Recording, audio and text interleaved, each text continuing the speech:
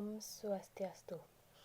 Baik, selamat sore Bapak dosen dan rekan-rekan semuanya. Sebelumnya perkenalkan, nama saya Niputu Ayu Trisiwi dengan NIM 2112011012 selaku moderator yang akan memandu jalannya presentasi kelompok 7 pada sore hari ini.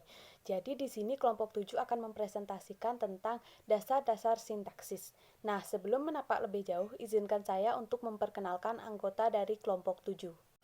Nah, kelompok 7 sendiri beranggotakan 3 orang, yaitu yang pertama ada saya sendiri, Niputu Ayu Trisiwi dengan NIM 2112011012. Lalu yang kedua ada Ana Agung Gede Aditya Januarta dengan NIM 2112011038. Lalu yang terakhir ada Nikade Nik Suryantini dengan NIM 2112011017. Nah, itulah tadi anggota kelompok 7. Lalu selanjutnya adalah kita akan lanjut ke pemaparan materi oleh rekan-rekan saya. Sintaksis dipandang sebagai kajian struktur internal kalimat. Artinya, satuan terbesar yang telah di dalam sintaksis adalah kalimat. Jadi, sintaksis adalah cabang linguistik yang menelah tentang struktur atau sistem kalimat. Para pakar memberikan definisi secara berbeda-beda tentang kajian sintaksis. Tetapi, di antara perbedaan-perbedaan itu, semuanya berpijak pada kajian kalimat. Selanjutnya yaitu alat sintaksis. Alat sintaksis menjelaskan pola-pola hubungan yang mendasari satuan-satuan sintaksis. Satuan-satuan sintaksis seperti frase, klausa akan dinyatakan sebagai kalimat apabila terikat kepada alat-alat sintaksis. Alat-alat sintaksis mencakup hal-hal berikut. Yang pertama, ada urutan kata. Urutan kata memiliki peran penting dalam menentukan makna gramatikal. Misalnya, jam 3 dan 3 jam. Pada urutan kata, jam 3 makna gramatikal yang dikandung adalah menunjukkan waktu atau pukul saat itu. Sedangkan pada urutan kata 3 jam, makna gramatikal yang dikandung adalah lama atau selang waktu suatu peristiwa berlangsung. Yang kedua ada bentuk kata. Alat sintaksis kedua berupa bentuk-bentuk kata. Membentuk kata umumnya menggunakan afiks. Penggunaan afiks yang berbeda berimplikasi pada perbedaan makna kata. Perbedaan makna kata berimplikasi pada perbedaan makna. Makna gramatikal suatu kalimat. Misalnya, kalimat Rini mencubit Rini dengan kalimat Rini dicubit Rina. Dan yang ketiga ada intonasi. Alat sintaksis ketiga berupa intonasi. Dalam bahasa tulis intonasi diwujudkan dengan menggunakan tanda baca. Meskipun cara ini dianggap tidak sempurna, intonasi digunakan untuk menandai hubungan topik atau topik dengan komen. Yang keempat ada partikel. Partikel merupakan kata yang tidak memiliki makna atau leksinal tetapi memiliki fungsi makna. Gramatikal oleh karena halnya memiliki fungsi sintaksis, maka partikel dikategorikan sebagai funktor. Perbedaan funktor berimplikasi kepada makna gramatikal. Suatu kalimat, misalnya, kalimat kamu ingin membeli baju atau sepatu. Pada kalimat ini, subjek harus memiliki salah satu di antara dua objek itu, atau baju atau sepatu. Baik, selanjutnya satuan sintaksis. Satuan sintaksis yang lain berupa frase dan klausa. Frase adalah satuan sintaksis yang lebih besar daripada kata dan klausa adalah satuan-satuan yang lebih besar dari frase. Jadi, secara runtut dapat dijelaskan bahwa satuan-satuan sintaksis terdiri dari berapa bagian. Yang pertama ada satu satuan sintaksis berwujud kata. Kata dipandang sebagai satuan sintaksis terkecil. Kata dapat berdiri sendiri sebagai kalimat, terutama sebagai kalimat elips. Kalimat elips adalah bangun kalimat yang tidak sempurna. Dikatakan bangun kalimat tidak sempurna karena salah satu atau beberapa fungsi sintaksis dilepaskan atau dihilangkan. Penghilangan itu dimotivasi oleh sifat ekonomis, bahasa atau linguistik. Karena informasi yang terkandung pada bagian-bagian yang dihilangkan itu telah diketahui pelibat. Yang kedua ada satuan sintaksis berwujud frase. Frase merupakan satuan sintaksis yang lebih besar dari kata. dikatakan sebagai satuan lebih besar dari kata bukan semata-mata disebabkan oleh jumlah kata yang membangun satuan frase, tetapi fungsi sintaksisnya dalam kesatuan kalimat. Frase dapat berfungsi sebagai subjek, predikat, objek, atau keterangan fungsi-fungsi sintaksis.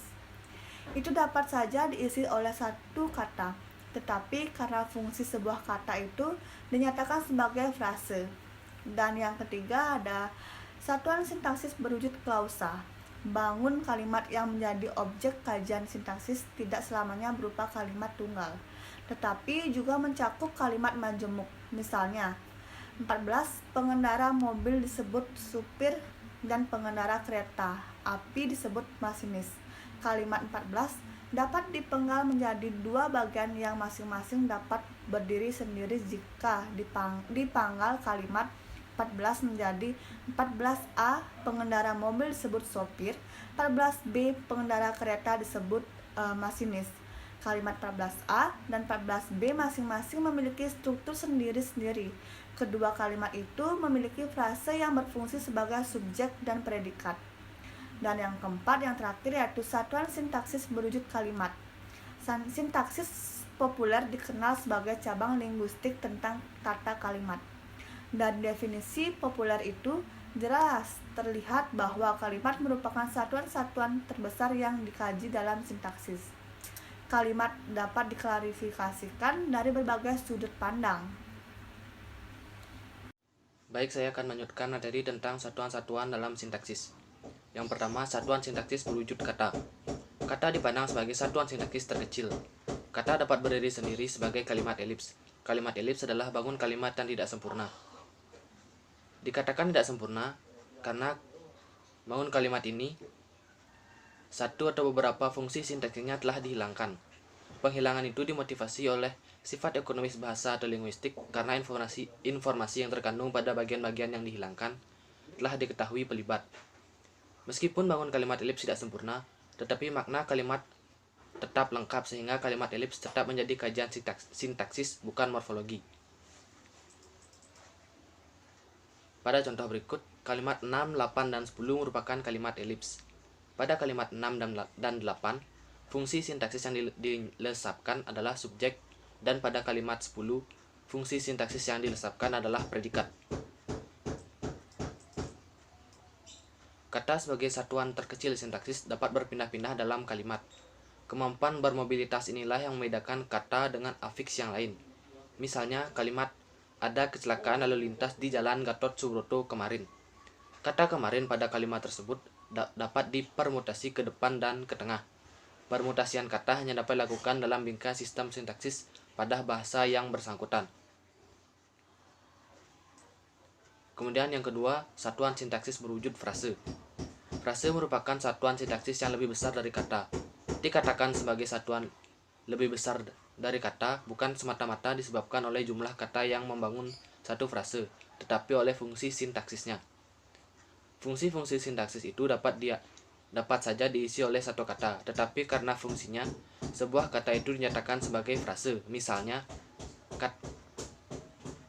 kata presiden meresmikan jalan layang. Kata presiden merupakan subjek, kata meresmikan merupakan predikat, dan jalan layang merupakan objek. Oleh karena itu, Heru Santosa 1985 menyatakan bahwa frase adalah kata atau kelompok kata yang menduduki fungsi dalam kalimat. Frase dibangun oleh satu kata sering disebut atoma sintaksis. Frase dapat diperluas sepanjang tidak membentuk pola predikatif baru. Artinya, perluasan frase tidak melampaui fungsi sintaksisnya. Kemudian yang ketiga, satuan sintaksis berwujud klausa. Bangun kalimat yang menjadi objek kajian sintaksis tidak selamanya berupa kalimat tunggal, tetapi juga mencakup kalimat majemuk. Misalnya, kalimat pengendara mobil disebut sopir dan pengendara kereta api disebut masinis. Jika dipenggal, kalimat tersebut menjadi, untuk kalimat pertama, pengendara mobil disebut sopir, dan kalimat kedua, pengendara kereta api disebut masinis. Kedua kalimat itu memiliki frase yang berfungsi sebagai subjek dan predikat. Bagian kalimat yang berfungsi yang memiliki pola predikatif seperti pada kalimat 1 dan 2 disebut klausa. Jadi klausa adalah bagian kalimat yang sekurang-kurangnya terdiri dari fungsi subjek dan predikat. Pada kalimat majemuk bertingkat, ada klausa yang dapat berdiri bebas dan ada klausa yang tergantung pada klausa bebas itu. Klausa yang dapat berdiri bebas sering disebut induk kalimat, dan klausa yang tidak dapat berdiri bebas sering disebut anak kalimat. Misalnya, kalimat serangan mulai dilakukan ketika musuh sedang lengah. Kalimat serangan mulai dilakukan merupakan induk kalimat, dan kalimat ketika musuh sedang lengah merupakan anak kalimat. Kedua bagian kalimat tersebut termasuk klausa, karena masing-masing memiliki pola predikatif. Yang keempat, satuan sintaksis berwujud kalimat. Sintaksis populer dikenal sebagai cabang linguistik tentang tata kalimat. Dari definisi populer itu, jelas terlihat bahwa kalimat merupakan satuan terbesar yang dikaji dalam sintaksis. Kalimat dapat diklasifikasikan dari berbagai sudut pandang. Yang pertama, berdasarkan jumlah klausa pembentuknya. Ada kalimat tunggal dan kalimat majemuk. Kalimat majemuk dibagi lagi menjadi kalimat majemuk setara, kalimat majemuk rapatan, kalimat majemuk bertingkat, dan kalimat majemuk campuran. Yang kedua, berdasarkan struktur internal klausa utama. Ada kalimat sempurna dan kalimat tidak sempurna. Yang ketiga, berdasarkan modus kalimat. Berdasarkan modus kalimat dibagi menjadi 3, yaitu kalimat berita, kalimat tanya, dan kalimat perintah. Yang keempat, berdasarkan hubungan agen tindakan. Yang pertama ada kalimat aktif, kedua kalimat pasif, yang ketiga kalimat medial, dan yang keempat kalimat resiprokal. Yang kelima, berdasarkan penanda negatif verba.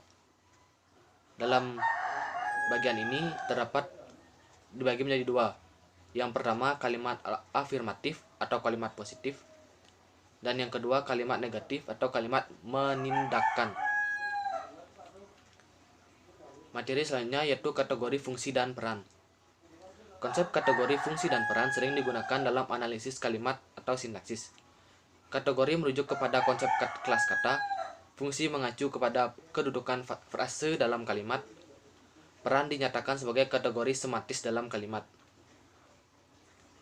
Krida Laksana 1993-168 menjelaskan bahwa peran semantik adalah hubungan antara predikator dengan sebuah nomina dalam proposisi. Konsep peran semantik dikembangkan oleh Foley dan Van Valen 1984 melalui teori peran umum. Teori ini menjelaskan bahwa terdapat 2 peran umum pada argumen verba, yakni aktor dan undergoer. Aktor merupakan argumen verba yang mempresentasikan partisipan yang membentuk, mempengaruhi, atau mengendalikan situasi yang dinyatakan oleh verba. Sedangkan undergoer tidak membentuk, tidak mempengaruhi, dan tidak mengendalikan situasi. Konsep kategori fungsi dan peran dalam kajian sintaksis merupakan pengembangan tata bahasa tagmemik.